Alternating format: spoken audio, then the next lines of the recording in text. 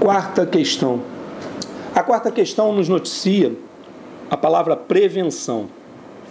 Na verdade, determinadas hipóteses, eu posso ter aí uma mesma demanda, ou melhor, demandas conexas sendo propostas perante juízos divergentes, ou juízos, diversos.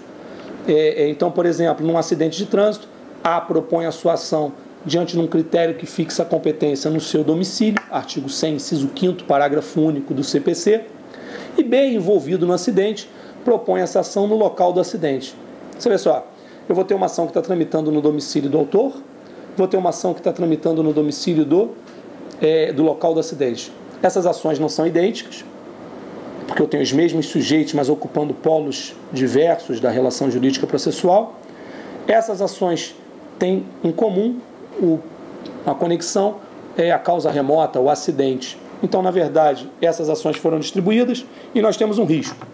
E o risco que se faz presente é exatamente a possibilidade das decisões contrárias, o que ofenderia a segurança jurídica.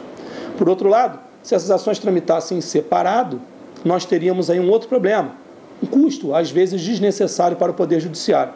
Em razão disso, essas ações podem ser reunidas e nós vamos ter um critério que vai determinar qual juízo que seria competente para julgar essas ações. Então ele pergunta: a prevenção em relação a duas ou mais causas conexas que têm curso na mesma comarca se estabelece. E aí a gente tem aqui o conflito entre o artigo 106 e o artigo 219. E o macete aqui, peço desculpa, o macete aqui seria exatamente eu verificar se as causas foram distribuídas para a mesma territorialidade ou não. E o nosso sistema aqui de territorialidade diz respeito à mesma comarca ou não. E aí a gente tem a prevenção em relação a duas ou mais causas conexas que têm curso na mesma comarca, se estabelece. Toda questão que envolve prevenção vai estar falando exatamente disso. Mesma comarca, principalmente quando fala a respeito da territorialidade. Ou então ela vai estar jogando com competência absoluta e relativa para te pegar e para dizer se existe conexão ou relação de prejudicialidade. Bom, aqui é mole. Na mesma comarca. Na mesma comarca, foro, localidade e territorialidade. Nós estamos aí diante do artigo 106. O artigo 106 ele nos diz que considera-se prevento o juízo que primeiro despachou, onde houver mais de uma vara. Então a gente tem aqui distribuição da ação em primeiro lugar, não é a letra do artigo 106. Pela sentença, não é absurdo isso. Chegar no final do processo e dizer que a prevenção é de quem sentenciou primeiro. Pela audiência de conciliação, não. Pelo despacho positivo. Letra D de dado, artigo 106. Cuidado. Às vezes o examinador joga na prova comarcas em territorialidade diferente. E aí seria aquela onde ocorreu primeiramente a citação de forma válida. Artigo 219. Essa questão também sem menor problema. Quinta questão. Considere as assertivas sobre competência.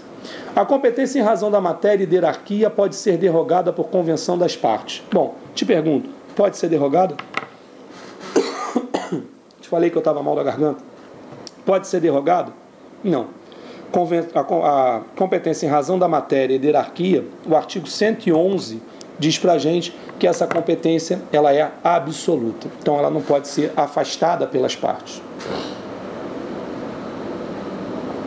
Então a letra quinta questão, a primeira hipótese, errada. Segunda hipótese, a incompetência relativa é arguida por meio de exceção no prazo de 15 dias, ficando o processo suspenso. Essa está certinha. Artigo 304, combinado lá com 112. Infelizmente, eu estou mal. Mas essa bateria a gente vai acabar. Apenas a segunda questão. Primeiro, por enquanto, só a segunda está correta. Artigo 304. Dá uma lida aí no 304, 305, 307 e o 112. Essa está correta. Nas ações fundadas em direito real sobre imóveis, é competente o foro do domicílio do réu. Quais são as corretas? Não. Nas ações fundadas sobre imóveis, direito real, é competente o domicílio da situação da coisa, artigo 95 do CPC. Então, apenas a letra A está correta. Você deve estar se perguntando assim, o cara ainda não podia ter isso escrito? Eu até tenho isso escrito. Está lá, o do boletim está aqui, mas eu não gosto de olhar não. gosto de fazer de novo, vou treinando, então eu vou rabiscando toda a minha folha, acho que você deve fazer a mesma coisa, vai. Então, 112, você vê. Lendo, eu estou vendo aqui que tem alguns erros. E te pediria, se encontrar algum erro em material nosso, se achar uma doutrina divergente, se achar alguma coisa contrária, cara, manda pra gente, tu é nosso parceiro. Então, assim, o intuito é sempre estar melhorando. Vamos aí para a sexta questão. Quando a parte autora utiliza a ação inadequada, dizemos que é carente de ação em virtude da ausência da condição de ação para o legítimo exercício do direito de ação denominada. Bom, condições da ação. Cara, muita gente boa faz uma confusão danada, alunos bons, entre condições da ação e pressupostos processuais. Como nosso objetivo aqui é tentar agilizar a resolução de questão, acredita no que eu vou te falar. Quando alguém te fizer uma pergunta a respeito de condição da ação, geralmente você vai fazer assim, puta, cara, não sei isso, cara, sempre perguntam isso, eu me confundo, vai fazer essa cara feia, vai ficar não. Então faz o seguinte, quando você começar a reclamar, lembra do desenho que tinha lá da época do Hanna-Barbera, Lip and Heart. Era uma hiena em dia, ó azar, ficava reclamando, e ela, Lip, legitimidade, interesse e possibilidade jurídica. Essas são as condições genéricas para o exercício do direito de ação. Quem está acompanhando aí as reformas do Código de Processo Civil sabe que a possibilidade jurídica será excluída das condições da ação, ou pelo menos é isso que o projeto pretende, e passará a integrar o mérito. E nós ficaremos então com legitimidade e interesse. Outra dica, lembrar do artigo 3º do CPC, do 267, inciso 6º. O processo será extinto quando não concorrer quaisquer das condições da ação, tais como legitimidade, interesse e possibilidade. E para propor é necessário ter legitimidade e interesse.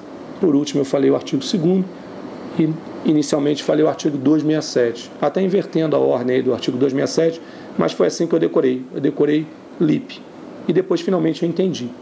Legitimidade é a pertinência existente entre as partes que estão demandando na relação jurídica processual e que sustentam uma qualidade, geralmente vinculada ao direito material.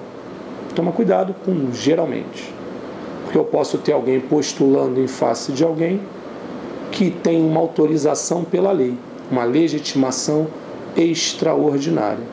Então, legitimidade é poder estar ali exercendo e pedindo algo em seu nome para si, ou podendo estar ali pedindo em nome próprio algo para alguém.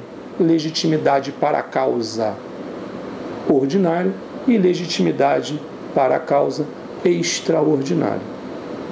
Interesse é necessidade mais adequação. Para adequação. A adequação. Se o cara escolheu a via inadequada, é porque lhe faltava interesse processual. Vamos procurar que tem uma opção aqui que é interesse processual. Letra A, legitimidade não. Letra B, interesse processual. Letra B é o gabarito da nossa questão.